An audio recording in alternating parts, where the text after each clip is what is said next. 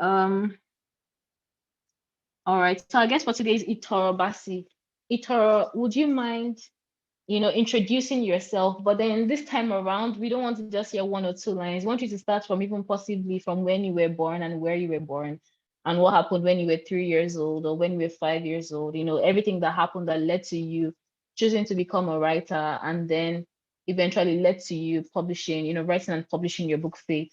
So over to you, Itoro. Wow, that's a big question. But hi everyone, good evening. I'm really happy to be here tonight. Let's see, I was born in the United States, in Houston, Texas. Most of my life was spent on the East Coast, but then I moved to California and stayed out there for about 8 years before I traveled to Kenya. And after Kenya, I arrived in Nigeria. So I guess starting at my trajectory, as you can tell, I've traveled a lot, and now I consider Nigeria home. So really, it's connected to my writing because, in a way, my writing deals with searching for home. And what does it also mean to be born into a place that you don't necessarily feel like you belong to? And ever since I was young, I've struggled with that, and my writing investigates that. Um, the first thing I ever wrote, or when I can remember writing, is when I was actually around 3 or 4 years old. And I remember writing some story. I'm sure it was a silly story, but I remember showing it to my mom and sister. And I don't remember that much about being that young because it's so young, but that is a moment that comes to mind of being very proud and knowing that I was doing what God wanted me to do. So ever since then, I've just been writing all my life. Um, and I started writing professionally 10 years ago when I started to publish in literary journals and write creative nonfiction and fiction. And again, all of my work really focused on Nigerian American identity, but also conversations that I had with a lot of friends that I knew, a lot of people that I knew, African immigrants specifically, who we sort of felt trapped in America. We were the ones who really challenged the idea of an American dream, but also felt a little bad or really bad, had a lot of guilt because we felt like we just didn't measure up, and especially being Nigerian abroad, there's just so much expectation on you. So again, that's another theme that I cover a lot in my writing, this whole idea of expectation, and also expectation as a woman, an African woman, and what happens when other people that you love see you, and even though they won't tell you to your face in no short of words, they let you somehow know that you're not meeting the expectations. So that's also what my writing explored. And I guess other things that I've learned along my writing journey too and encountered have been around just hearing the stories of people, and also, you know, um, what's the word? Shifting that into more journalistic writing. So that really started, I'd say, maybe 3, 4 years ago.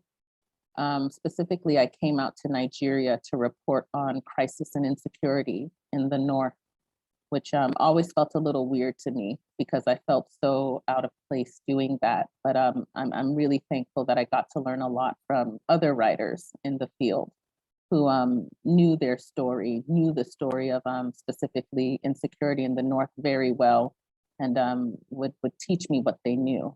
So also some of those stories, especially when I write about Nigeria, I put that into my fiction, and it's also a way to honor that knowledge, because I think especially those of us who were born and raised in the West, there's so little that I'll speak from my experience that I knew about Nigeria, because I only had been back once when I was 2, and then I moved back when I was 32.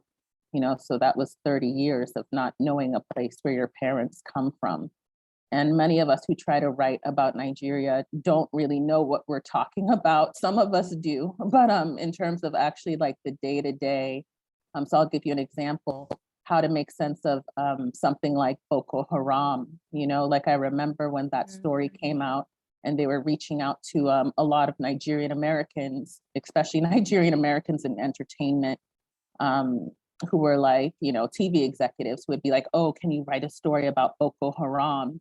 And I remember back then it really rubbed me the wrong way that they weren't asking people on the ground, because I'm just kind of a person who believes that you go straight to the source, and what makes you think this Nigerian American who's been born here, raised here, and only knows the US and a Western frame of mind, should be the one to tell this story. And I remember having that conversation with other people who were like, we're not the ones. So then the final thing that my writing deals with is, what story do I have to tell? What is my story to tell, my space? And those questions have been kind of the impetus of my work, especially around faith. So I inhabit the space of somebody who wasn't born in Nigeria, but who feels very connected, who's trying to find her lane, while also honoring the lanes of others. So I hope I answered.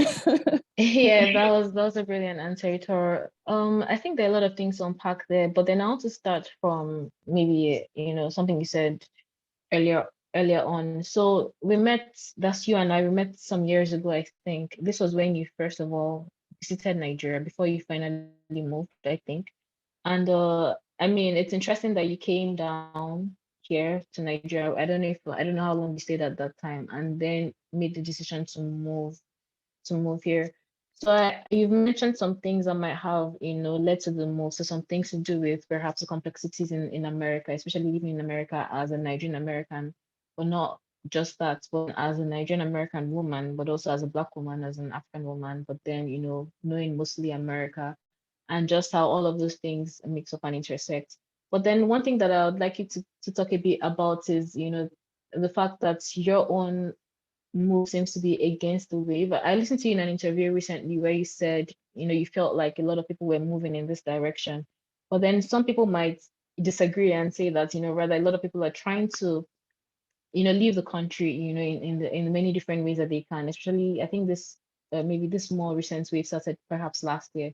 But then do you have any comments on that? Like, how come you were able to, how come you came to Nigeria? You saw, some of the challenges that we have. I mean, beautiful country, we love our country, we're all here. But then you saw some of the challenges that we're facing. And then even since you came here, maybe some things have gotten worse. But then you're still making the choice to be in Nigeria. Would you mind talking about that a bit? Sure. Yeah. I also just want to say that it's like a lot of Black people from the West who want to leave, especially after Trump got elected. And I'll definitely say that there's a level of privilege to that, saying, oh, I'm just going to leave. And one of the things that I really try to say now is like, please stop romanticizing Africa. And especially when I returned to Nigeria, it hasn't been easy to make this kind of transition, and when I came out here, I didn't know that I would be staying out here. Um, just a little bit of context. I had first went to Kenya to do a writing fellowship, and I thought I would be there for 6 weeks. But then I realized that in my body, on like a chemical level, I felt just the level of ease and peace that I hadn't felt in the United States. And I wasn't quite sure why, but I ended up skipping my ticket and just kind of going on that feeling because it was like the first really good feeling in my body that I had had. And when I met you, Tenny, and I was in Nigeria, I still had that feeling, even though I'll definitely say that was a honeymoon phase. At that point, I was staying at the American International School of Abuja, which you know is a bubble. It's away from everything and real life. But then when I moved back again, and this was right before the height of COVID, it felt like a humbling process, you know? And it kind of felt like, and sorry to like throw this in there, but it felt like something like a higher force was saying, do you want to stay here? And like really choose to stay here? Or is this just some wild adventure? For me, I actually don't think it is. I think it's a love by will. And I think what made me stay out here is because I had a deep sense to know, number one, where I came from, because back in the States, I just had no clue, not really, you know, and I came from a working class background. So I wasn't one of those people who could constantly go back and forth like most of my friends did back to their homelands, you know, number one. And then number two, when I got here and started to do work specifically in journalism, I'll never forget, but my then boss looked at me and was just like, you know, you all come out here and you think that it's, you know, fun, or you're trying to find your roots. But he was just like, that's just one step. And if you stay there, that's just a selfish pursuit. What are you actually like? What is your work to do? Because there's a lot that needs to be done. And then I guess the final thing to say is that I also don't want to sound like a savior, because if there's anything I learned, especially during being here during COVID, when I wasn't in the best living situation, there is nothing I can save, and there's nothing that I want to save. But what I do want to do is do the work, because I would like to, you know, if I can, raise my kids here and have them know themselves and not have the same hangups that I did. Thank you, Tara. So there's some themes there, and there's this issue of belonging. And I mean, I'm curious to know more about, you know, belonging is a very complex thing. You can, personally, I definitely feel all of the things that you feel about Nigeria. I'm here and I feel like I can exist here as just myself. There are no other additional labels that I have to sort of,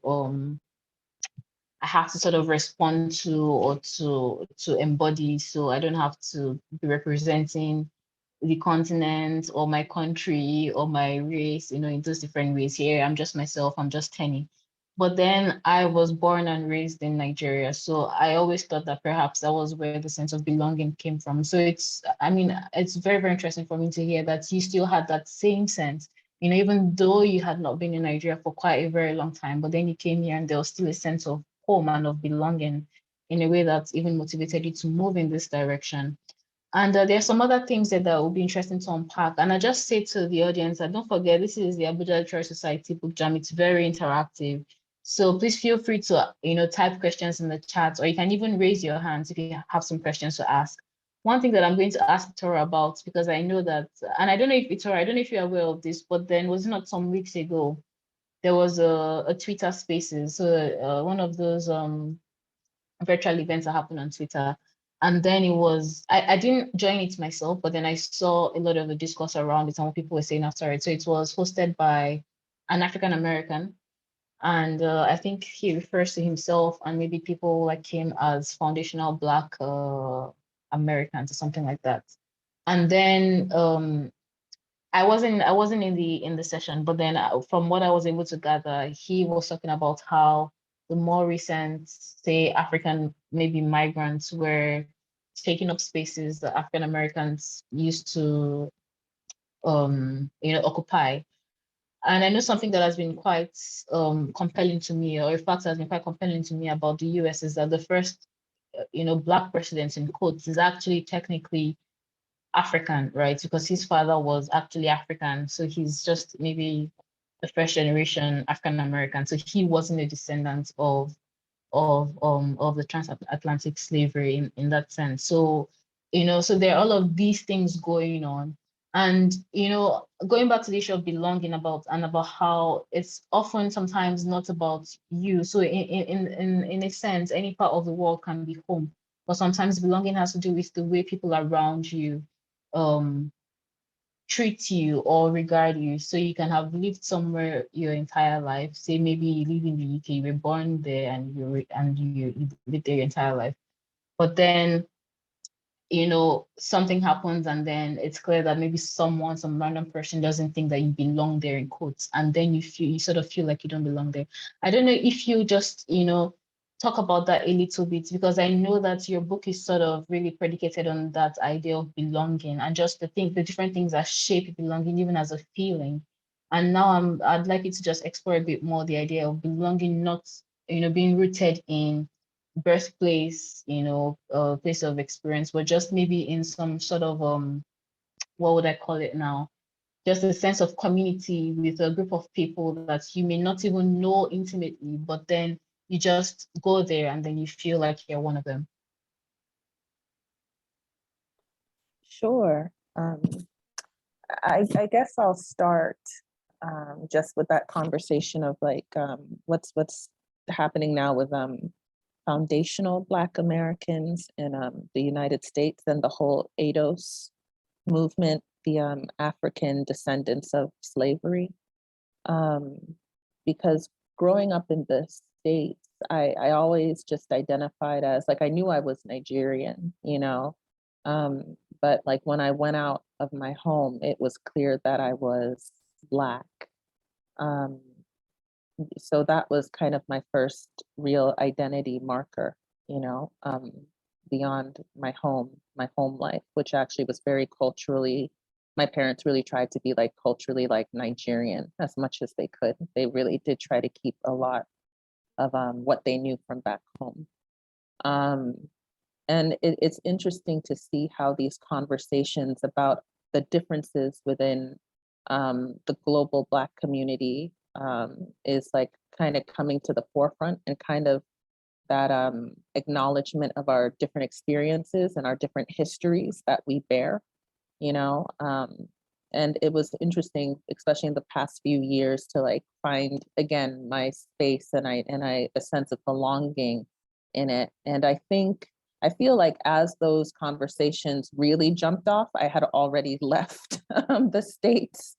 And by then I was in Kenya and then Nigeria. And definitely being in Nigeria, there are many ways in which I don't belong. I'll always be an Oyibo, and again, that's just the space I inhabit, and I'm learning how to make peace with it, because I also don't want to be anything that I'm not, because at the end of the day, I belong to myself, and I want to be as truthful with myself as I can be. But what made me stay in Nigeria is that I knew, I don't know how to explain it, but I just knew that I had stake here, I knew just in my bones that it was home. So I'll give you an example. When I had first come to Nigeria, I think for the second time, no, it was the first time. It was the first time. So I was at the airport and an agent was looking at my passport and she's like, "Oh, your name's Itoro." I was just like, "Yep." And then she was just like, "Oh, cool. Do you know that like you're from Akwa Ibom? And like right around your area is Calabar, what are you going to go to the festival and all of that?" And I was just like, "I don't think so." It was a short trip, but she was saying, "Oh, you should get your Nigerian passport. You should." So I think when she said that, it wasn't about me. It was actually about what my parents did, because they gave me my native name. Because I think on some level, they didn't want me to forget that I have a home, even if I so choose to live in the West, and that I could trace it. And that's what made me say, even if I might not fit in here, I think I actually might belong here. And there's something more of myself to know, you know. Yeah.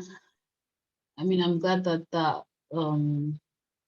you had that experience at the airport. It's one of the few positive stories I've heard about Nigerian airports, and I'm glad that that sort of contributed to your feeling of being, part of something, part of Nigeria. So we're going to be talking about your book, very soon.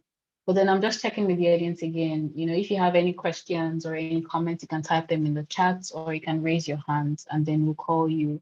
We're going to call you up to speak. So Itoro, so far, you've been here because I realized that there's this thing that we also do as well, I say as Nigerians and Africans, because I used to also fall into the same trap where I remember when I went to university, I that was when I got to meet a lot of people in the diaspora. So first of all, I think I didn't have enough regard for the dual identity. So I had a friend that was Nigerian American. We even had the same name. So I remember a situation where we both went for the event together. And then we were introducing ourselves to someone. So, and then I said, oh, we're both Nigerian. And then she corrected me and said, no, she is Nigerian American. I was taken aback a bit, by that. But then later I realized that yes, she's Nigerian American. How could I have just thrown away? And I mean, she was born in America. She's living in America her entire life. How could I have taken that and thrown it away and just focused on her Nigerianness, because that is definitely not the only thing that has shaped, her sense of self and her worldviews. Then the other thing that I wanted to touch on also is, what we also do sometimes as Nigerians and Africans, where when we have someone from the diaspora, so someone that shares a lot with us, but then perhaps coming back or even trying to engage with our communities in different ways. We do this thing where we gatekeep our culture. So we see this happening a lot with say some Nigerian Americans in diaspora. I know one funny one is this lady, the lady that was in Insecure. I can't remember her name now. And then I mean, I guess people feel like there's some things she says that are not very intuitive. So now anytime she says something, everyone is ready to attack what she's saying.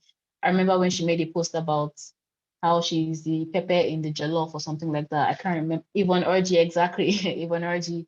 So I can see, I mean, I get the sense that we gatekeep our culture sometimes, because yes, it's true that sometimes people don't fully understand, but then it's a good thing that they're trying to understand, that they're trying to engage.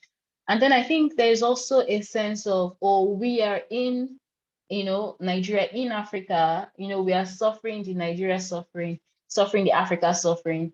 So there is a limit to how much the few things that are supposed to be sort of maybe sexy or attractive about us should be appropriated by people that are not with us in this suffering. I get a sense of that as well. So since you came back, would you say you've experienced that in any way? I mean, you already gave an example with your boss saying, um, you don't come here and think that you know all of the answers, or you know how to solve everyone's problem or something like that.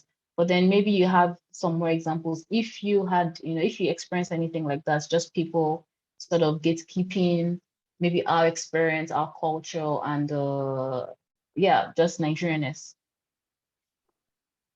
Yeah, I think so. But maybe I don't think I quite look at it as gatekeeping anymore. I don't know if I ever really did. Because I know other people have who I've talked to about their experiences, even visiting for a while, especially Black Americans.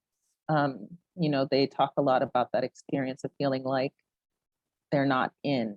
Um, I can speak personally, though. I'll definitely say that I felt a protectiveness, I would call it.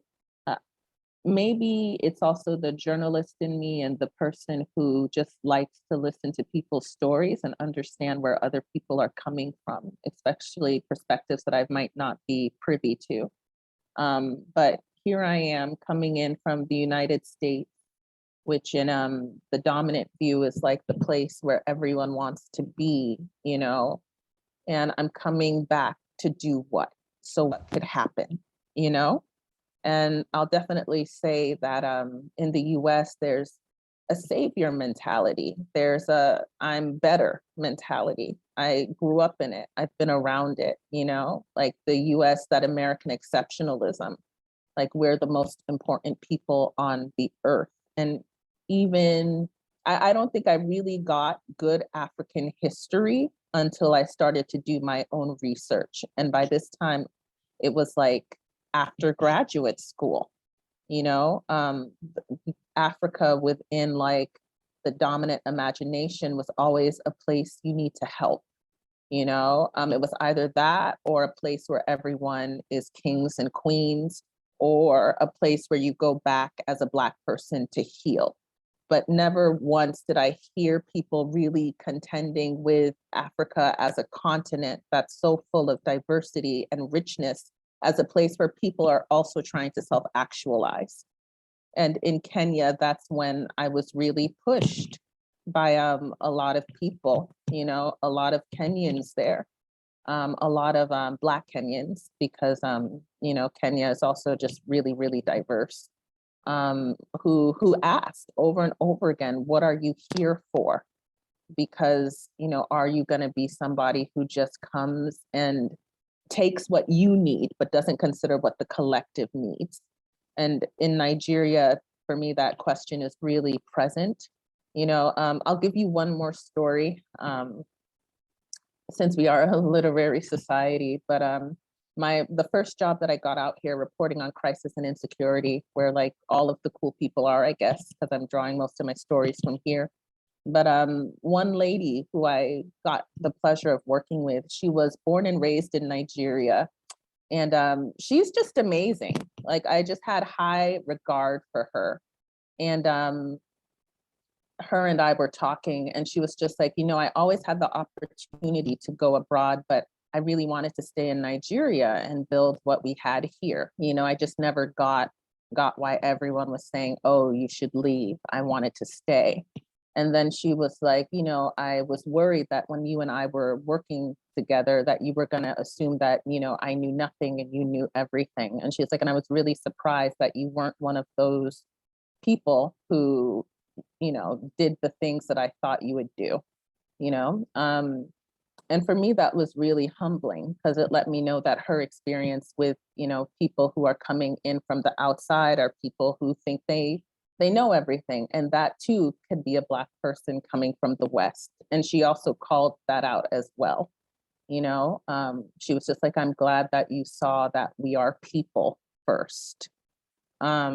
So I don't know. I don't necessarily feel the gatekeeping. I don't know if I'm answering, but I do feel a protective energy. And I actually understand where it's coming from, even if I don't always know what to do with it, you know, and make mistakes.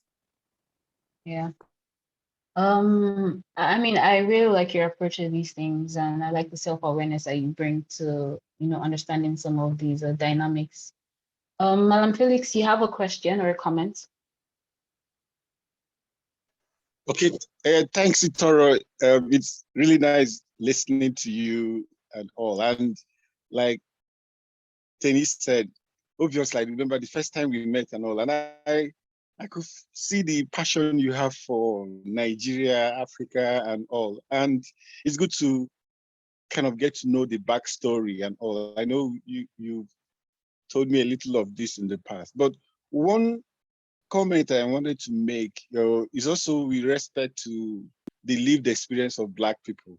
So in Abuja, I haven't really interacted much with African Americans who maybe work with some of the agencies here, but I've been closer to Caribbean people, the people from Jamaica, Belize, and all the other countries around in the Caribbean. And I don't know whether their experience is different.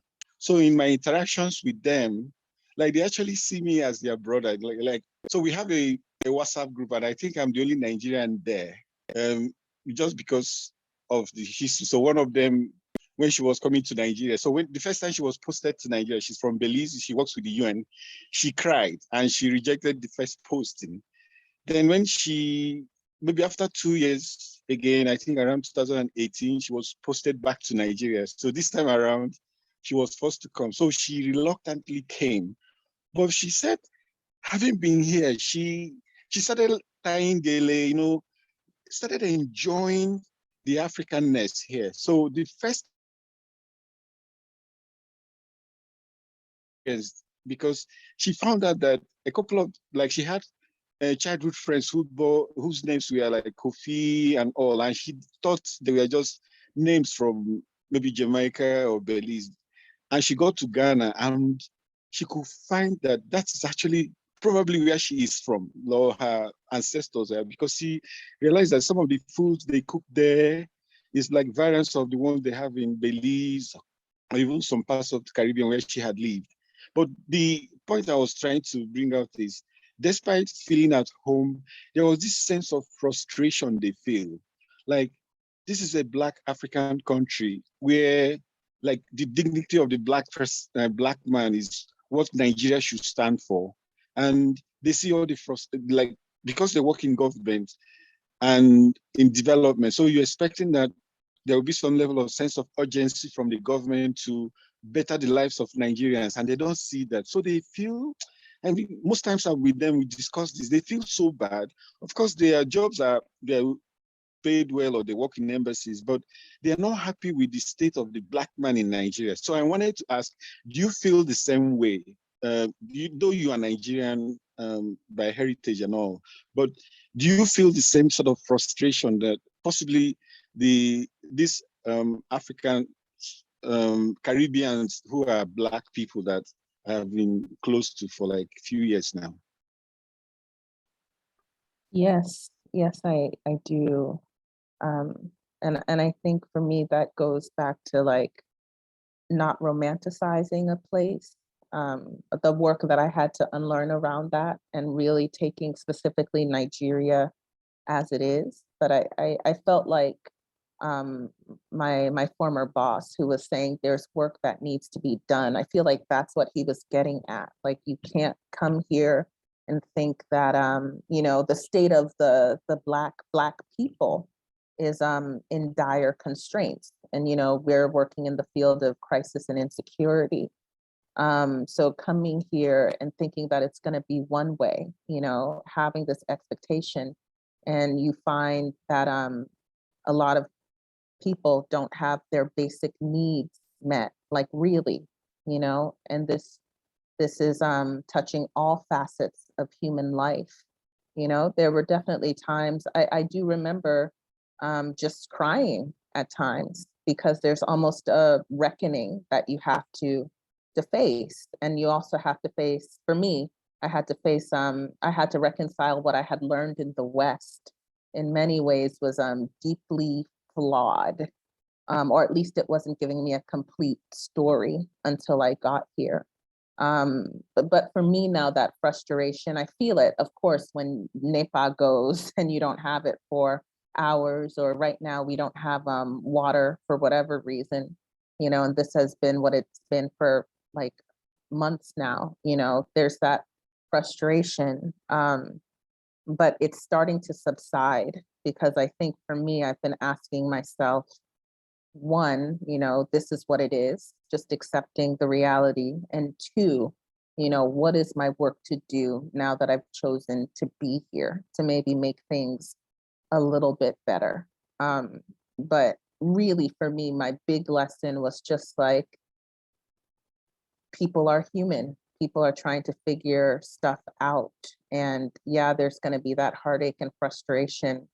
But I can't stay there,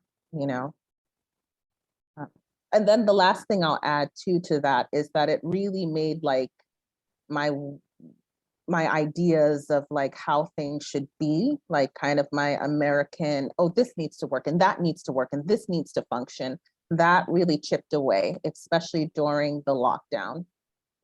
Like, I really had to humble myself and start becoming aware, and actually growing up in this country quickly. Yeah. Yeah, I mean, again, I'm really glad that the approach that you're taking. I am hoping that a lot more people are, trying to take the same approach. So we're almost, 1 hour in, and we're going to be talking about your book Faith. So we would like you to tell us about your book first of all, but then I'd like to know, the process even behind writing the book, because this is the Abuja Literary Society. A lot of people here are either, already published writers, or they have manuscripts they're trying to publish, or they have manuscripts they're trying to finish, or they're hoping to start a manuscript at some point. So it's always useful to hear from our guests, where they got the inspiration for their stories. In fact, I have a question for you. I'd like to know, what percentage of your book you'd feel is a bit autobiographical, because I think I reckon that a lot of first pieces of writings have a bit of autobiography in them. And then, aside the inspiration, when you started writing and how long it took you to complete, And what was your process for writing? Were you writing in the mornings, at night? Was it like a mix and match? What was the location for writing? Was that in your house or in a cafe? What were some of the main challenges? So even though we're going to be talking about the content of the book in just a bit with some readings, from you, but then we'd like to hear a bit about the process, of even making that book a reality.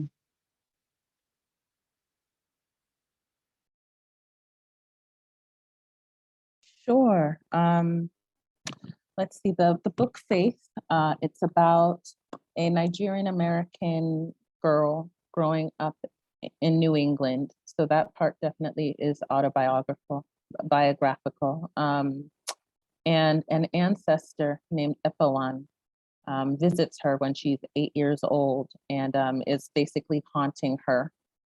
And she's haunting her because one, Erit doesn't know that this is her half sister. So Erit's the Nigerian American growing up in New England. She doesn't know Epawan is her half sister from her mother's first marriage. And she also doesn't know that Epawan died when she was 15. Even though she knows that like she's had a hard life, she doesn't quite understand everything that's happening. And Epawan is someone who was born and raised in Nigeria and had always hoped that she'd be able to go to the United States, mainly to go to school and visit her mom, who she didn't get to grow up with because her mom decided to stay in the United States and then ended up remarrying. And she dies before she's able to get there. So then she comes and she haunts Erit because Erit is the most open to the spiritual realm. And that starts the story. So it took me about, honestly, 10 years to write this story. It started out as short stories that I would publish in literary journals. And then around 2016, I was approached by an agent who saw one of my short stories in a literary magazine and really liked it. And she was like, well, do you have representation? And I was just like, no, I don't. And then she was just like, well, can I see what else you're working on? And I was just like, I'm working on this. It's going to be a short story collection.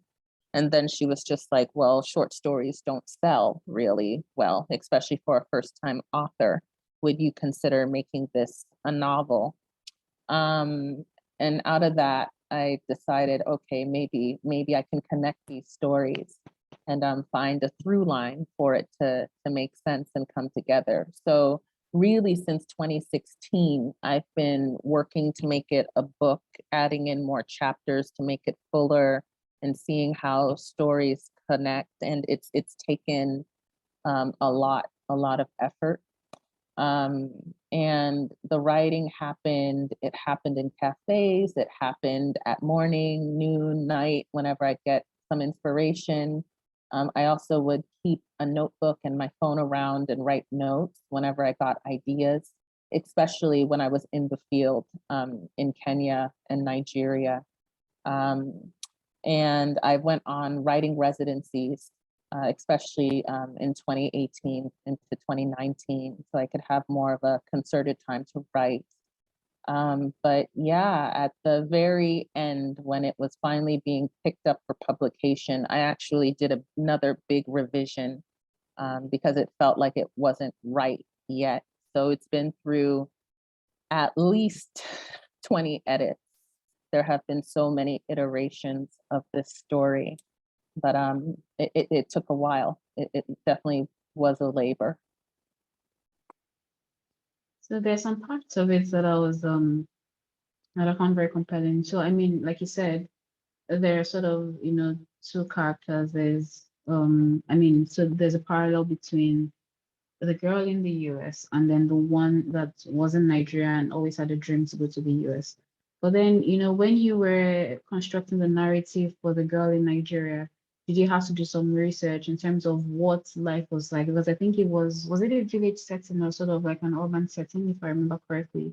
And just how things, went in those settings, even in terms of the the cultural norms and the attitudes of people, because there were some, some themes there. So the girl that was in Nigeria, she experienced an assault, so a sexual assault, and then she got pregnant as a result of that. And even some of the responses by the people around her, because she was a young girl that was pregnant, their refusal to accept that she was assaulted. Did you have to, because you know how we know that, let's say if it was in the US, it might have gone a bit differently.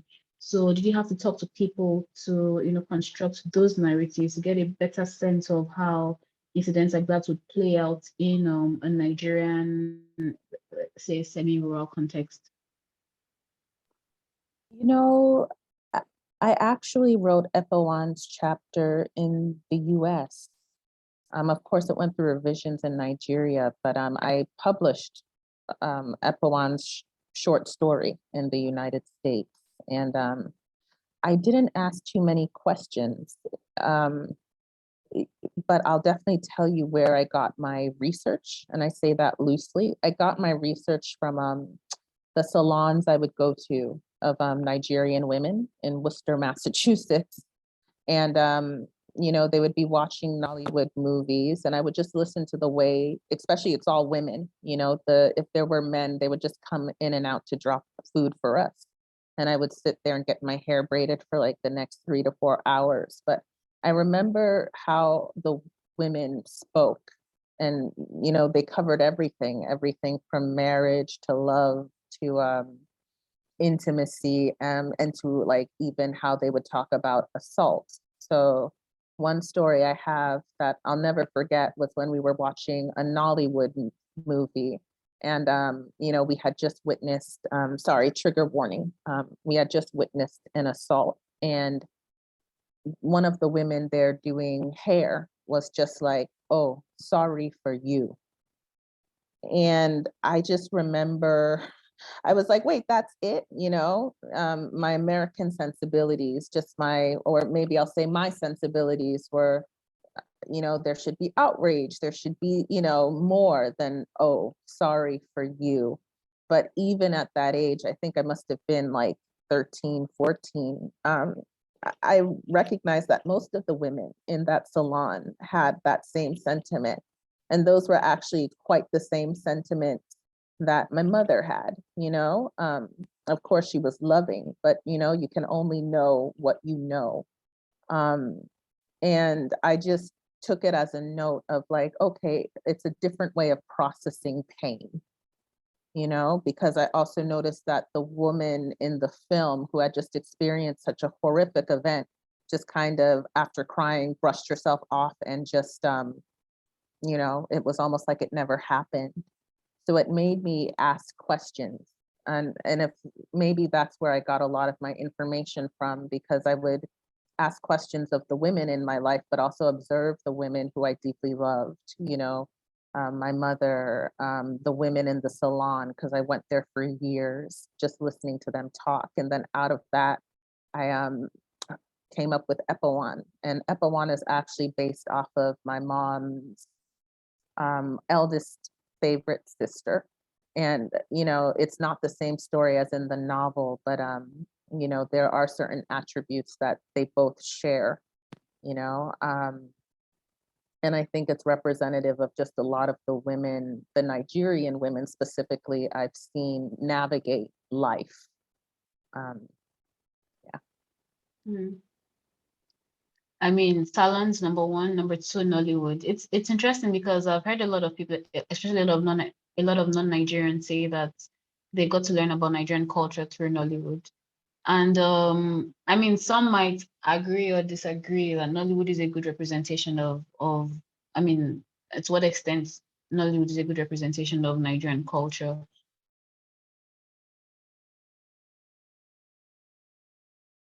There was an increase in robberies, so robberies via motorbikes in Ghana because of Nollywood, because they're watching Nigerians do that in Nigerian movies, and then that's how Ghanaians learned how to do it.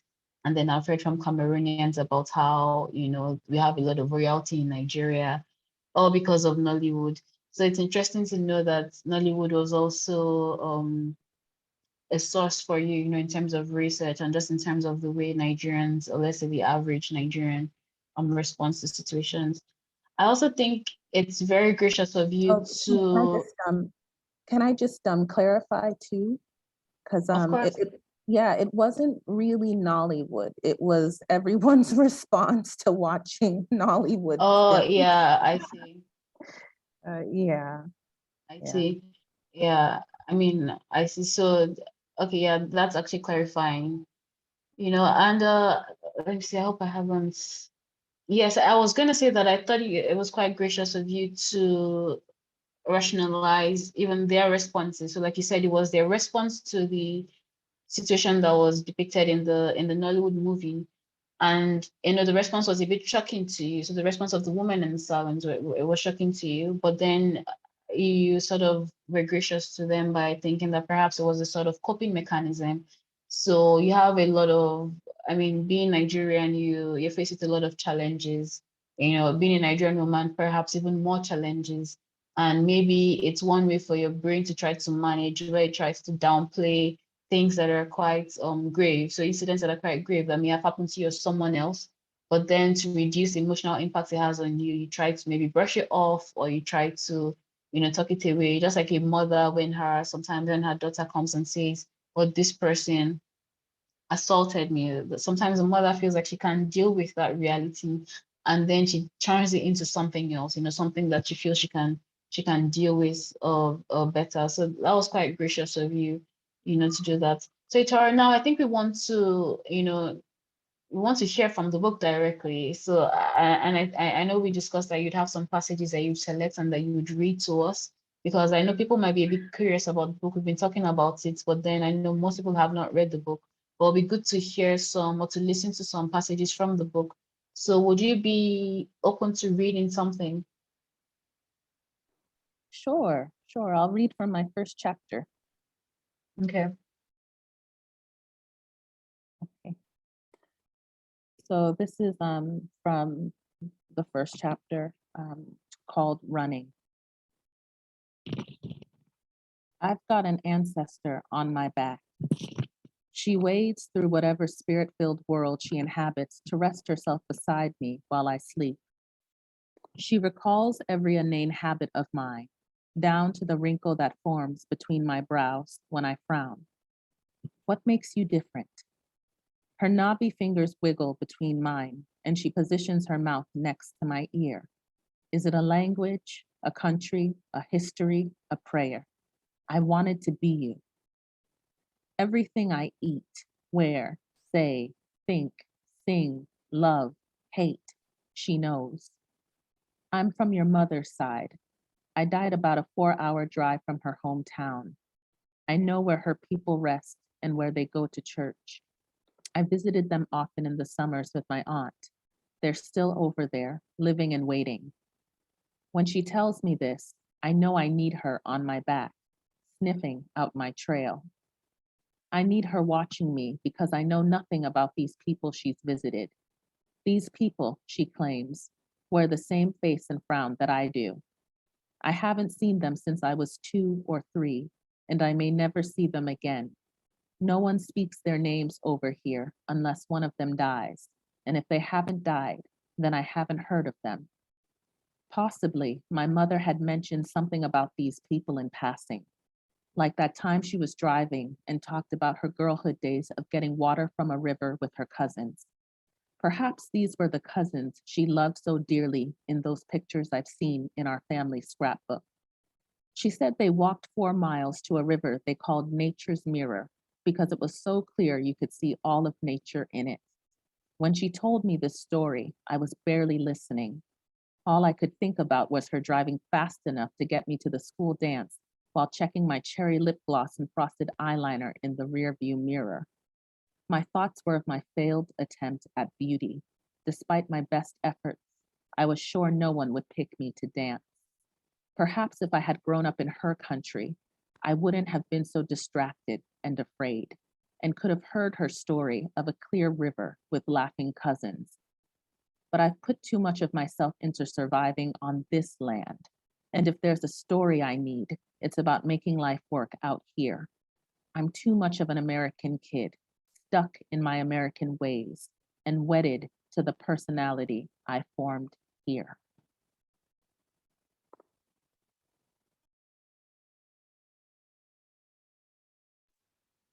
When I read that, that intro paragraph, it was very powerful. I have an ancestor on my back. And it reminded me of I don't know if you've read this book. It's called The Icarus Girl by Helen Oyeyemi. Have you read that book, Toro? No, but I'm reading her gingerbread book right now, and I love it.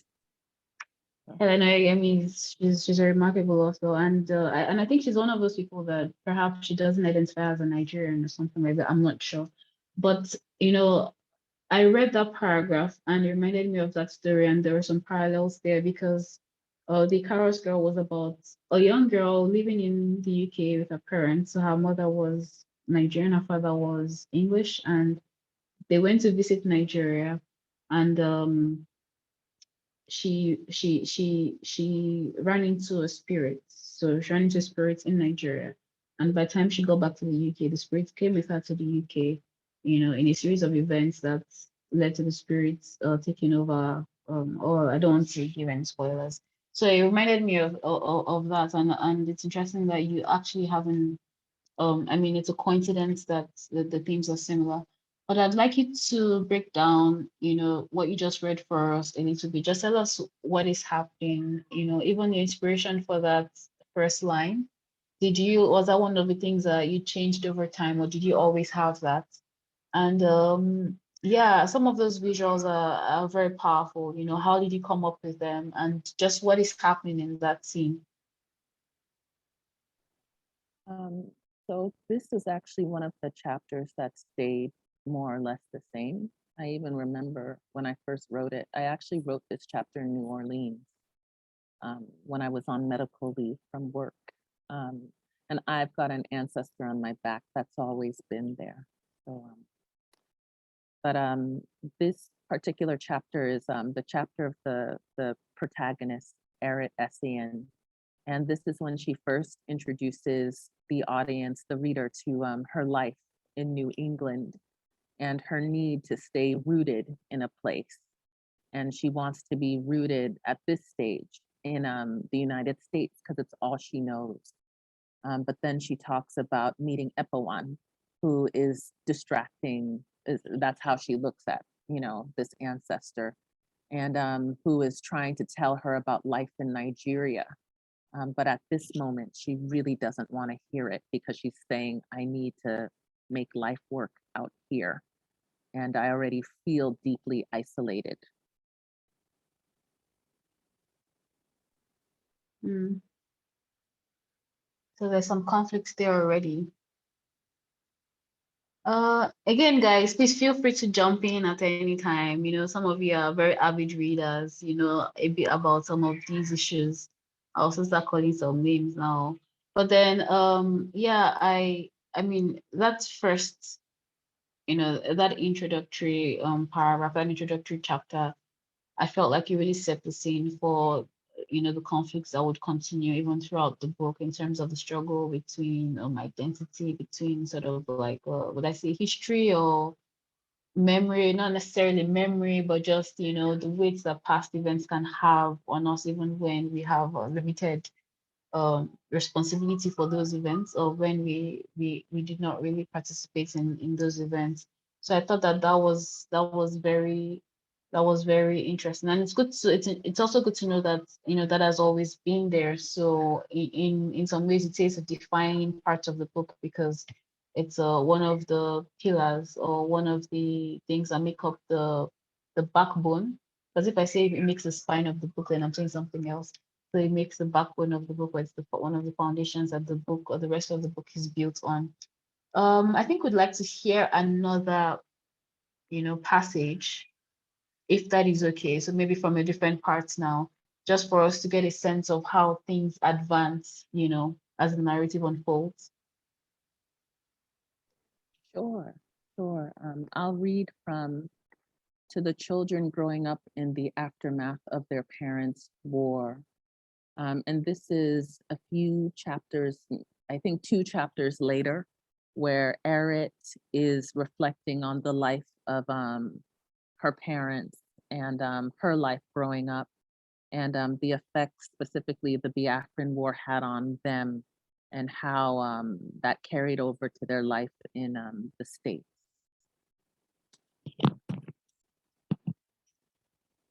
All of us are scoundrels.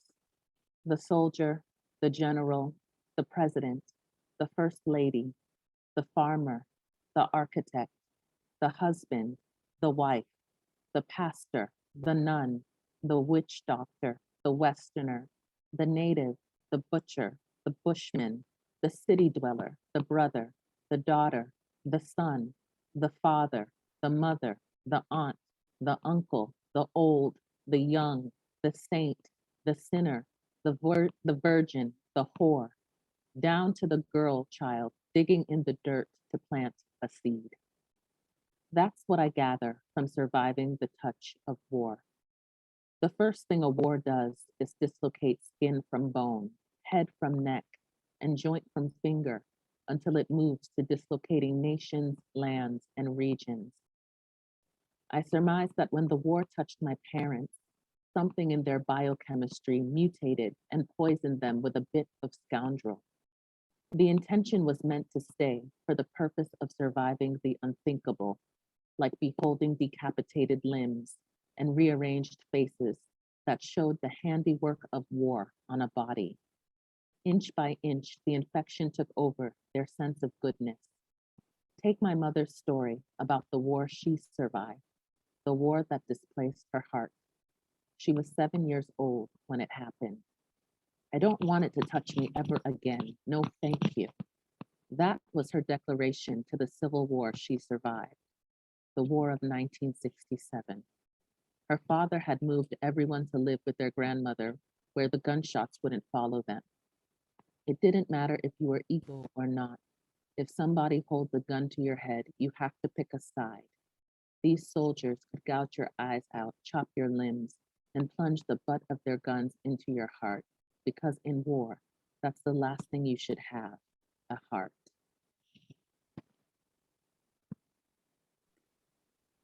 Wow, Itoro.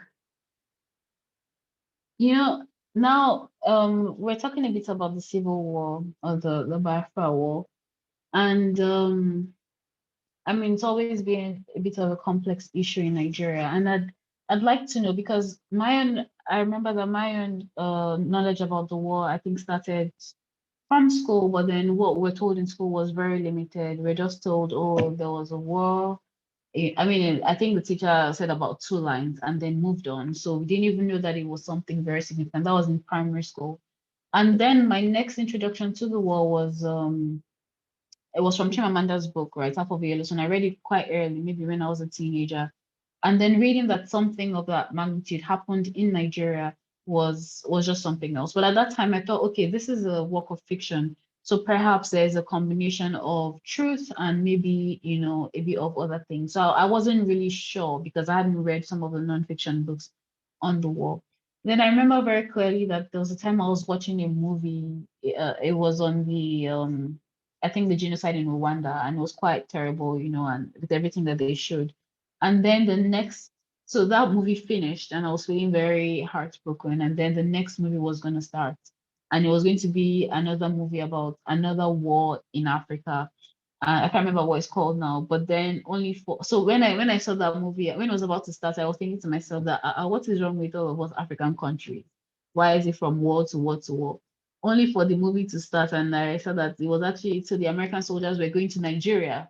So this war was in Nigeria. So it was a movie about the Biafran War and how some American soldiers tried to come save an American asset or whatever.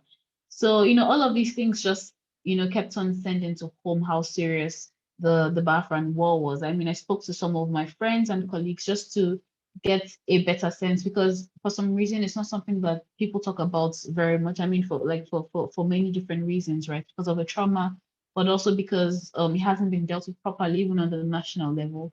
But then I tried to get some direct I mean, words, experiences, thoughts from people that knew about it. I spoke to one of my former bosses, and he told me how, how they used to have to do school under trees, and then one day he'd be under the tree doing school with a friend of his, and the following day the friend would be no more, and just things like that.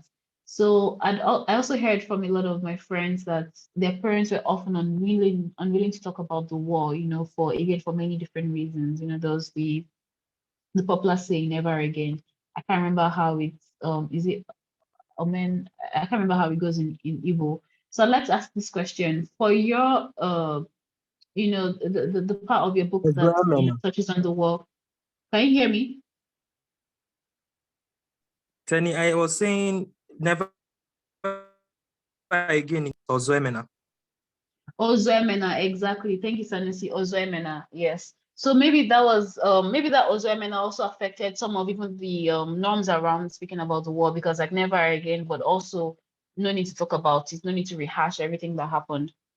So Itoro, for the part of your book that touches on the war, what did you, I mean, again, a similar question. Did you talk to your parents about it? What was your first introduction to the war? Was it something that was always present in your childhood, something that you always knew about?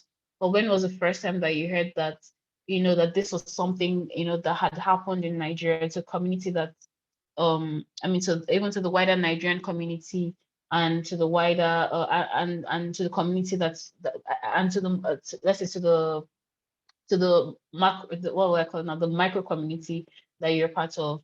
How did some of that knowledge come about, and then how did you process and analyze that into this part of your book that you just shared with us?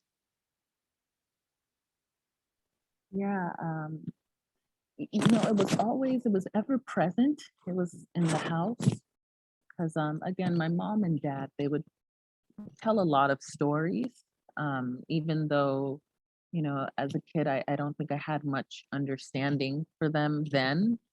But as I got older, I started to be like, oh yeah, they told me about this, they told me about that. So the war was one of those stories. And actually, my mom had said, I don't want to be around war ever again. No, thank you. And she was the one who told me the story about digging and finding like human bones, and that's what I put in my story to the children, in the aftermath. And that's all she would say. She didn't tell me anymore. And my dad didn't say much of anything, but I think, if I remember correctly, that he might have had an older brother who fought in the war, and who didn't come back intact. I don't know. But dad, he doesn't talk about any of that.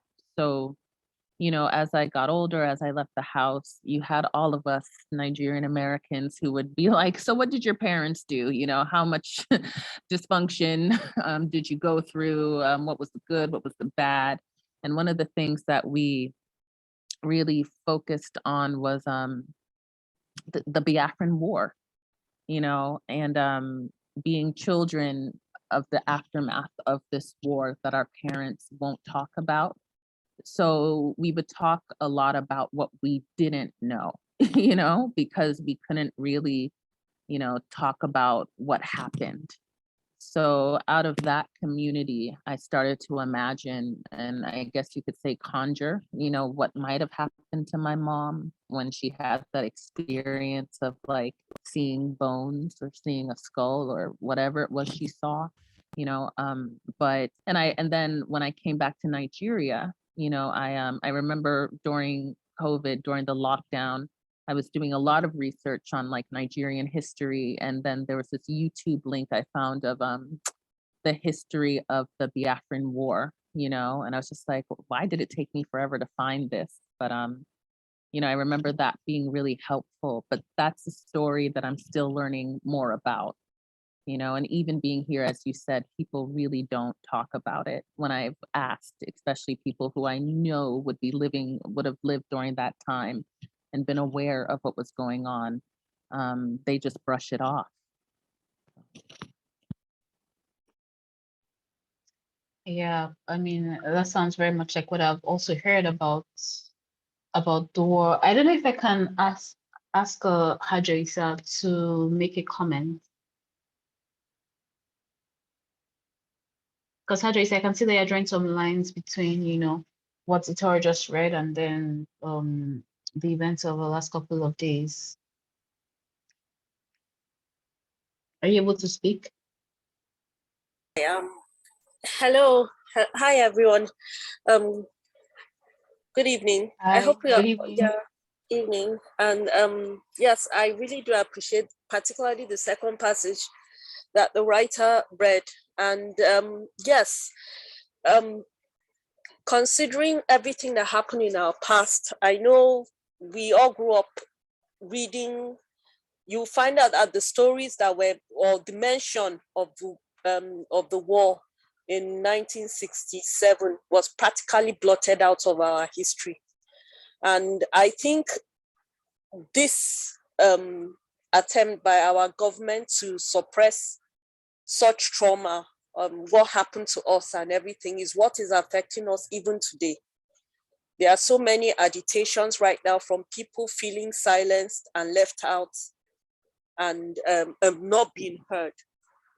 And it's something that we carry to many, many other atrocities that have been happening since 1967 in Nigeria. There are many massacres that have happened. There are many internal conflicts that are happening. And even right now, for the past decade plus, we are dealing with Boko Haram and other terrible tragedies. And it's really, really unfortunate. And anyway, thank God we have literature and books. And what we are doing right now, speaking about this beautiful book that has been written about, and dealing with a particularly very sensitive section, dealing with the war.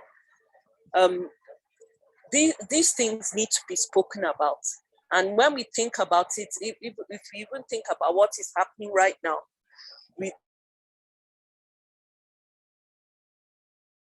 that even if we are not involved, we are all affected by wars. I mean, wars are one of the most deplorable things we as human beings can ever do. And usually it's just a lack of communication. It can be broken down to a lack of communication and big egos, and it's really, really unnecessary. And I just hope that the world and even Nigeria itself can try and confront things more and talk about things more, like what we are doing right now, discussing the book and speaking about history in itself. It's very, very important. That's why we shouldn't take for granted books and even what they bring to us through ALS, sitting down and confronting our past. And this is a very, very important tool in order for us to heal and also move on and also build better and do better. Thank you. I hope I've just been going on and on, but I really want to appreciate everyone here, particularly the writer. I really enjoyed the second passage very much. It was very, very haunting and very, very poignant and very beautifully written. I look forward. I've not read the book yet, but I will read it now. And I really appreciate your beautiful writing. Thank you, everyone. Right Thank on. you so much, Thank Thank you. you. Khadija, you'd like to say something? Yeah, in addition to what Hajo said, it's true. Like, all these things need to be out there. Like, people really need to know. And thank God there are books like this now, so that people will understand the traumatic experience people go through in war. Like, if you ask me, like, say in 2008, 2007, if war, of course, if you ask me, like, as a direct question, is war good? I know that yes, it's not good. But before 2009, I used to feel like, it's kind of like an adventure. Like, you watch movie, you see people running. It was just looking like an adventure until 2009, because I was born and brought up in Maiduguri. So until then, when the thing happened, did I know the reality of what this thing is? And then people around don't usually talk about the war or whatever that happens. And even the people that started this in Maiduguri, like, I'm sure they saw it as an adventure, like it was just like an action movie for them, because being stubborn and everything, even when the military are there, they won't back down. Like, they are that courageous, according to what they call themselves anyway. So it's true, like, these things need to be out there. Like, people really need to know at a very young age. Most of people in the younger generation, they don't really know the effect of war and what it does. Like, it's not in their psyche. They just know it as general knowledge. Like, okay, well, it's not good, but it's not actually in them to know that, okay, it's really that bad. So it's good to have books like this out there. People can understand some kind of things going on. Thank you. Thank you, Khadija. And I guess that's one of the jobs of writers, isn't it, and of literature and art, to bring some of these things home to people. So unfortunately, Khadija, you have experienced war, you've experienced violence around you. But for people that have not, sometimes the only way we can let them know how serious it is and how it's not something to joke about is through fiction, right? Through movies. It's bad that the movies are making war look like, like adventurous things, adventurous exercises. But then through books, is it Khalid Hosseini? Is that his name? The guy that wrote some books on the war in the Middle East or somewhere. I don't know. I think I have a bit of brain fog, so some of these names are not coming to me. But then thank you very much for your contribution as well. So we're going to go back to you, Itoro. Afghanistan, yes. So it's a thousand splendid suns. Yes, that's the name of the book. And thank you, Zanisi, for always helping me out. But then, Itara, we're moving back to you. I don't know if you have any other, thing to say or any other comments on the part of the book that speaks about the war. But then it would be good to even hear another passage, from the book that can help us, start to begin to map, events from one to the other. Sure. I'll actually read, if it's okay, from the prologue. So this is the beginning. And this is one of the first things I had written. And I do believe it brings the story together, because it gets again at what I was talking about, how, humanity has a need to self-actualize, and putting that within an African context, because so often I feel like we don't get our full due as human beings. So this is the prologue. You see this thumb I have. It is my thumb. No one else in the world has this same thumb. It is my own to account for. The marks, the stretches, even the lines running through it, so dark and severe, are mine. When my maker asks what I did with this thumb I carried into my old age, there will be no one to answer for me but myself. When you die, they will bury you alone. No one else will go in there with you. It's not allowed. You hear? It's your maker, your voice. And that voice follows you into the very dark of your grave. And this is the true judgment day, when your body is laid to rest, as they heap the earth on you and plant you as if you were a seed. The voice that follows you knows the dreams you dreamt in your slumber, but never acted on when awake. It has within it the sound of you, but if you think it will forgive your shortcomings, then you don't understand this voice. It will hand you the sum of your creation or the lack of your creating, and then you will hear a cry, and that is the cry of a spirit being born. And this is actually the great-great-grandmother. This is her voice. This is her speaking. She's the first one who actually begins the story.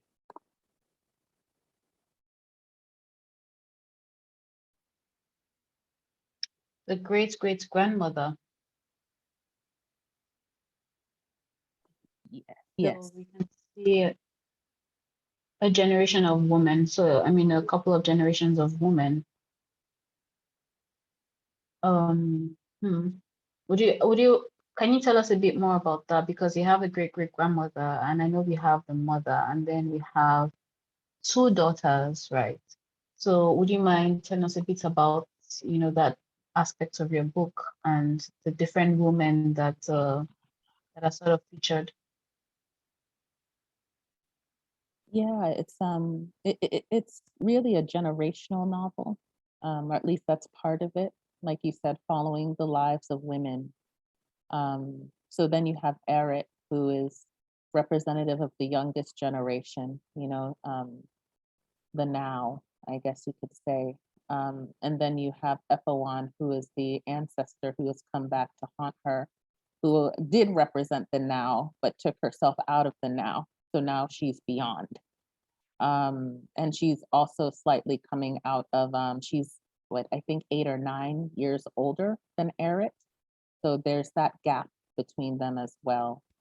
And then there is Eric and Ephawan's mother, who represents a particular generation. And that would be the generation of my parents. And then you have the mother who has her own mother, which would be Eric's grandma. And we don't focus too much. Well, actually, we do focus a little bit on Eric's mother, Eric's mother's mother.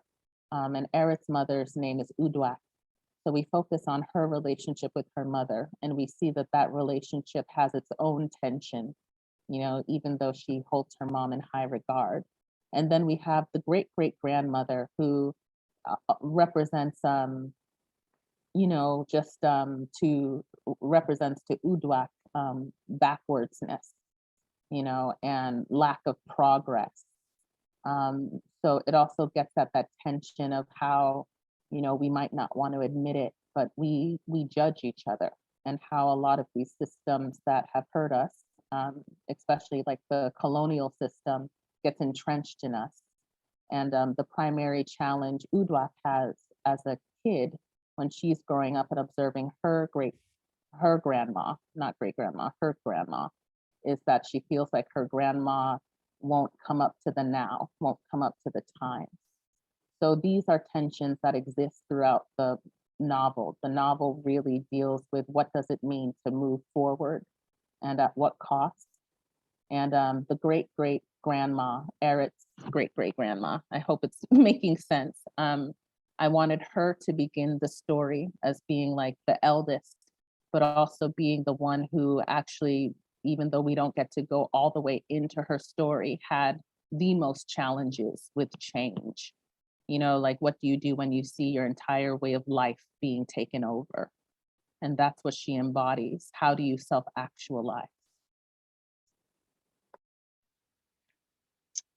Something I caught in the book as well, and I'm glad you touched on it now, is the tension within mother-daughter relationships. So I think it was present in the relationship between, I mean, I don't want to say the name wrong, so for the girl in the US and her mother, and then obviously for the girl in Nigeria and her mother, I'd say, or is it her mother or her stepmother? And now you're also mentioning the same thing even for the previous generations. So, I mean, mother-daughter relationships can be very complicated. They can be very simple, but also they can be very complicated, maybe for many different reasons. And I think what I'd like to ask is how you were able to write those, because you're not just dealing with one kind of mother-daughter relationship. You're dealing with a couple of them, so a couple of different ones at different levels for different generations. Well, how did you write that? Is this something that you just know about it because you've observed it, so you watch human relationships? I mean, even from some of the ways that you approach things, it seems to me like you have some knowledge of human behavior, of psychology. So really, what did you draw on to construct those relationships in the ways that they were presented in the book?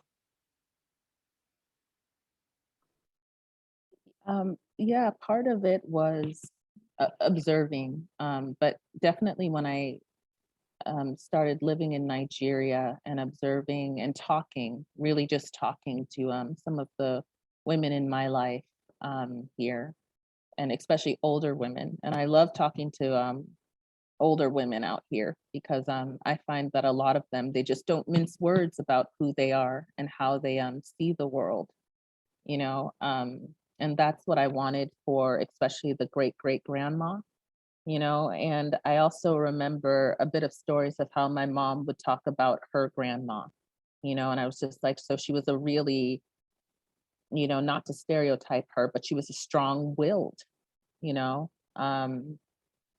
And there was just a particular musicality from what I could hear from my mom to her strong will, you know. And then coming out here, and in some of the women, I found this brashness that I wanted to put in the great grandma, you know, because I've always wondered what would it be like to be a woman at that time doing things that pissed a lot of people off around you. And that is the great grandma, you know. It's not that she doesn't want to change, it's that she just doesn't agree with all of the changes. And she's a part of a family where everyone wants to be more like the West, you know. And Udwak deeply wants to fit in, you know, and it's the same hang up in a way that Eret has, the main character, who just wants to fit in to the United States, you know. So yeah, it was a bit of, I would definitely say more so with this chapter, it was more research, more talking to people and really seeing how they look at life, and specifically look at colonization. And, you know, even the difference between speaking pidgin and choosing to speak kind of like the British English. And I just loved a lot of the women who I would hang out with who were like, I don't care, I'm going to speak pidgin, and this is as valid of English as anything else, you know. And what does it mean to do that? In my case, where I work too, what does it mean to do that in a place that wants you to speak good, proper British English, you know, whatever that means.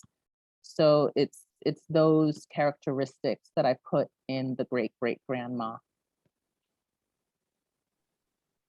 I always joke to people that I speak Nigerian English, so and I embrace that very I embrace that fully, you know. A lot of the ways that we use words are not technically I mean, they're not the same ways that they're used in British English. But then we see how, was it some years ago, some Nigerian English words were included in the British English Dictionary and the Oxford Dictionary, which doesn't even mean anything, right? The language is ours and we make it ours. But then one thing that is coming through very clearly is that there are a lot of themes that you explored in the book. And I think, you know, this is one reason why everyone in this room should think about reading the book. So David Ting, you said you have a question. You can please go ahead. Okay, good evening, everyone. Good evening, Mrs. Itoro. Well, I just read the summary of the book and I was really touched by it. Like someone said in the comment section, I feel that she is a poet, or she was a poet, because the rhyming of the words, not just the rhyming of the words, the scheme of the words, it would tell you that this was a well-positioned and a well-structured work. And permit me to ask, a part where you wrote that when the mother, there's a girl child in bracket, kicked the skull, her heart was shattered down into the toilet. You know, at this point, you're trying to pass to us that what really happened or what transpired there, your mother or the girl child did not really take it lightly with herself for doing so. But I would love to ask, what must have led to her digging up the skull? And I know it's a cause of war, but digging up the skull and the mother holding it and throwing it away, not maybe discarding it to a place where it can never be seen, or maybe putting it in a place that people are not going to maybe come across it again. And even when the kids saw it, what must have transpired them to kick the ball like a ball? Because you know the fear once you see a dead skull, should be something that maybe something that frightens children and people. So my question is, was it that they've seen a lot of it and the one they saw was nothing compared to the rest, or they just maybe they had to stone to stone because they've already realized that this is just a bit or a tip of the iceberg? Thank you. That's a great question. I think what the girl child was doing was she liked to garden. So she was digging in the dirt, and then out comes this skull. And I start off with we're all scoundrels, like down to the girl child digging to plant a seed, because I wanted to show just the loss of innocence. Because all the things you're saying, I feel that's right. Oh my gosh, there's a skull. Where can I put it so nobody else has to see it? But what the mother in the story is talking about is how you can't have even a heart enough to do that, or maybe the choice to not do that, because we are making our choices here. And just that level of callousness that one can have towards humanity.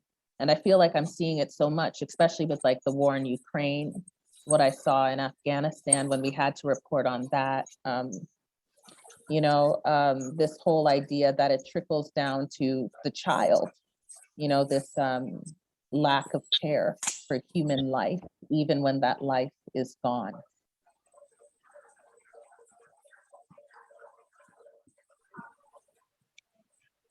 Okay. um Was that I a know, good answer for you, Davidson? Do you have yes, it another was. question? No, not a question.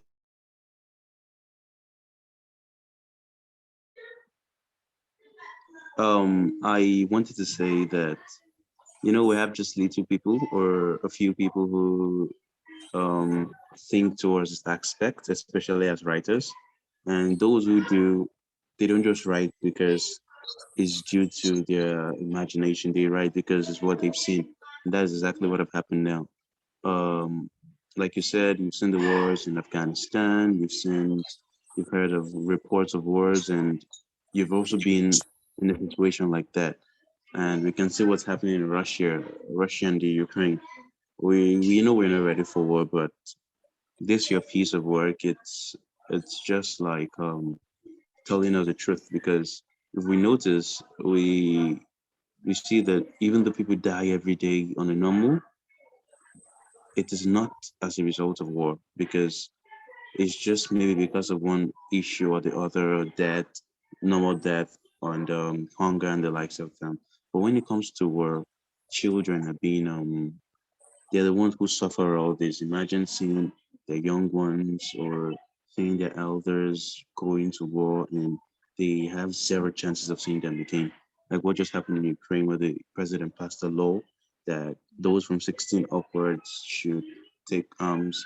If I was a child, or if I were to be a child there, I would really feel it. And your work or your piece of work has really brought out the light in the darkness in terms of war. And it's just like a warning bell or warning sign to those who, we don't pray for that, but to those who might experience war, and to those who would want to help others in war, how we can do so. And I really, really appreciate your work. And it is a very, very perfect, and it's just a very good work. That was what I would like to say. And finally, you know, we find it very hard, like you said, concerning English. We find it very hard, we as Nigerians, to tell you the truth. We tend to, oh, maybe I'm going to London. And once you're there, you don't tend to bring up your culture in because, oh, you're Nigerian. No, please. But when we look at it the other way around, we all, each and every one of us, are meant to embrace our culture. And you also brought that in. So I really love it. Thank you very much. Thank you, Davidson. So we're very close to running out of time, but Itoro, do you have one more passage to read for us? Yes, I can. I'm reading from Udwak's chapter called A Decision. So this is in the late 1970s, and it spans between Nigeria and the United States. And this is covering a decision that Udwak, Eret's mother, needs to make. So this is the beginning. Oh, and this is also talking about her relationship with her grandmother. They kept her close enough to watch, but far enough to forget. Safely contained in the back room with the most space and all the windows, that's where they stored her. It was considered the best room in the house, but it was common knowledge it was also the most isolated. One had to walk past all the bedrooms and bathrooms to get there, and no one ever had to go that far for anything, since it was the special room kept for a special guest. Still, the old woman had more gusto than usual and managed to surprise Udwak when she said she could see Ekpawan. She had faced in their direction as they entered the room and said, "That's my baby. Our hair's the same, thick, thicko." How she was able to see her was puzzling, but it confirmed the grandma had something potentially disastrous in her DNA, which meant that they all did. Soon as the mother returned to America, her firstborn's hair would be cut and plaited until further notice. Udwak sat by her bed, relieved that her mother had moved the old woman to the nicest room in the house, with plenty of sunlight and room for one to walk and air themselves out. She was surprised at how her mother cried when she saw that the woman who birthed her would soon die, which was another surprise because it was obvious grandma was satisfied even as she was marching towards her maker. Everyone was doting on her. Everyone was doing what she said. Everyone was listening to the pastor she had summoned from some village she had nothing much to do with, the one who was put in the guest room upon her request, to advise her and the family on how best to handle the passing of a matriarch. The old woman was already in heaven. She insisted on holding the child, who soon fell asleep on her sagging breast, while she sat comfortably in the plush recliner. She had insisted she be allowed to put her feet up and lay back on the fancy chair, one of the few Western comforts she allowed herself without disparaging it. Udwak watched the two, observing that they made a good pair. When you die, they'll bury you alone. No one else will go in there with you. It's not allowed. You hear, she said. Udwak, rightly confused, second-guessed if it was her the old woman was speaking to, as she was speaking in a different tone and sounding unlike herself. "Grandma?" she asked. I feel like I didn't quite explain that chapter well, but this is Udwak coming as her grandma is about to die. So she's trying to reconcile this part of her life. I feel like there's a line there that perfectly illustrates a comment Sahaja Isa made in a generational trauma and tensions passed through family members, because you actually have a statement there where it said that something in the grandmother was potentially dangerous and would also be in them as her descendants. Am I correct? Yes, yeah. Itoro, your book is amazing. I mean, I haven't finished reading it, but I've read a significant portion of it. And thank you so much for being here. I don't know if there are any other questions, comments, because this has been amazing for me, and I know that it's been for others as well, hearing portions of Itoro's book and just generally these things around identity, belonging, and even I think there are even deeper complexities as regards to family relationships and just other kinds of tensions. I don't even have the words to properly express them. But then if anyone has a comment, so Hadrisa, over to you.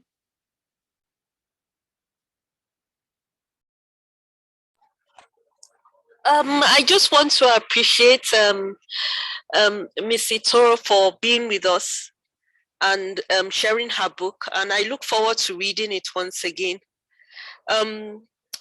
Again, one thing about war in itself, it's how it passes. I appreciate from what you just read last. Talking about the grandmother preparing for death, and how all the trauma of everything has passed from generation to generation and from person to person, and how we cannot really be isolated from this, especially from trauma of wars or war and any kind of violence, you know, around us. And it's really one. Well, in a way it's a scary thing, but then again, it's just who we are as human beings, and it just shows how very formidable we are. Um, as the matriarch of the family, I presume, the grandmother, I just liked or admired the bravery in which she's looking on, to death in itself, and you know, as part of life in itself, and it's just how human we are in a way, and she's there in the house with all her family and everything, and there's really nothing that can be done. It's just something, the aloneness of it, from the words she said, that being buried and you be buried alone, nobody else will follow you there. The simplicity in such a language and the gravity of it, it's I don't even know what word to use, but it's just as plain as it is. That is what life is. And anyway, again, I'm eager to read the book, and I know it's going to be beautiful and everything. And I want to thank the writer for writing such a wonderful and awesome book.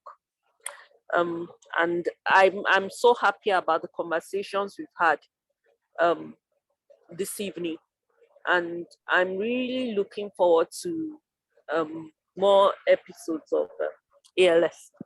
God bless you all. Yeah, that's all I have So to much, say. Hajar. Thank you. Itara, would you mind, sharing with us here? So I know we've spoken about this before, but then just for the people here, how they can read the book. I think they can order it on Amazon, but that's the e-version for now, isn't it? Yeah, you can order it on Amazon. I'm also getting a shipment of books coming in. It was supposed to be here already. It's not here yet. And there's also, you can get it as an ebook or on Kindle. So I'll put the link here for everyone right now. Okay. And maybe you can put your social media handle as well so people can follow you if they want. So we're coming to the end of this book jam. I mean, it's the Abuja Literary Society book jam. It happens once a month, every last Friday of the month. So the book jam has a bit of a different structure now for everyone familiar with ALS.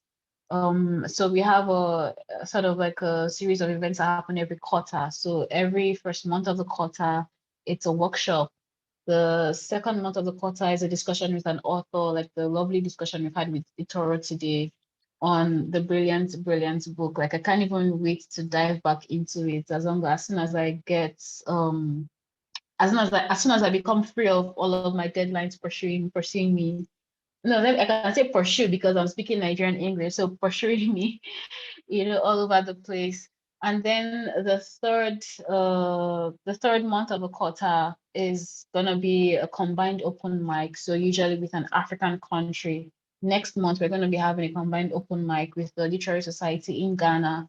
So if you're a poet, you can, come around and perform so that the Ghanaians will not, show us off because Ghanaians are ready. They're even going to be recording in the studio. So thank you so much for being with us, Itoro, today. I mean, thank you for your time. Thank you for sharing, all of these things with us. And like Hajo Issa said, thank you for writing that book. It's an amazing book. I think everyone agrees, right? So it has a lot of layers, and then it deals with a lot of different issues, but then it brings everything together into a very coherent whole that has a mystical feeling, if you can steal Khadijah's words. And then even have some other comments here, I think from David saying that said, he thinks you're a skilled poet. And I think Khadija echoed that, or he was echoing Khadija, and Khadija had said that you seem to be a poet as well. Do you write any poetry, Toro? I used to, not anymore, but back in college, I did a lot of spoken word poetry. Okay. All right. So that makes sense. Well, thank you so much for being with us. Thank you to everyone that joined us. I mean, it's the Abuja Literary Society. We also have open mics every two first Fridays of the month. The first one is at Transcorp Hilton, and the second one, I think the venue might be changing. But then if you're on our WhatsApp groups, if you're signed up to our newsletter, you'd always get that information. And the third Friday is a book club. The book for next month, Sanusi, would you mind reminding us, what the book for next month is?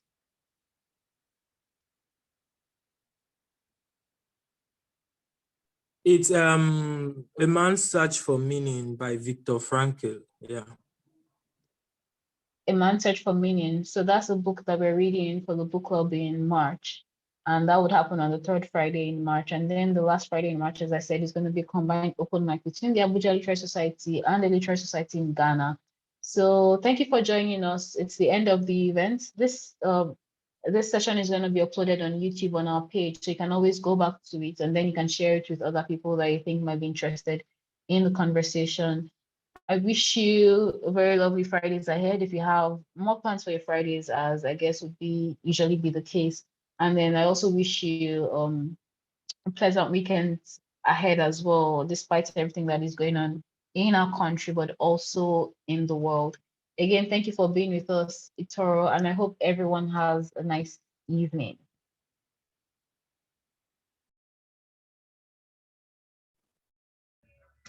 Thank you very much, Tenny. Thank you, Tenny, for hosting. It was lovely. Good night. Thank you, everyone. Good night. Congratulations, Itoro, and thank you for the exposition of your book. More grace. Thank you.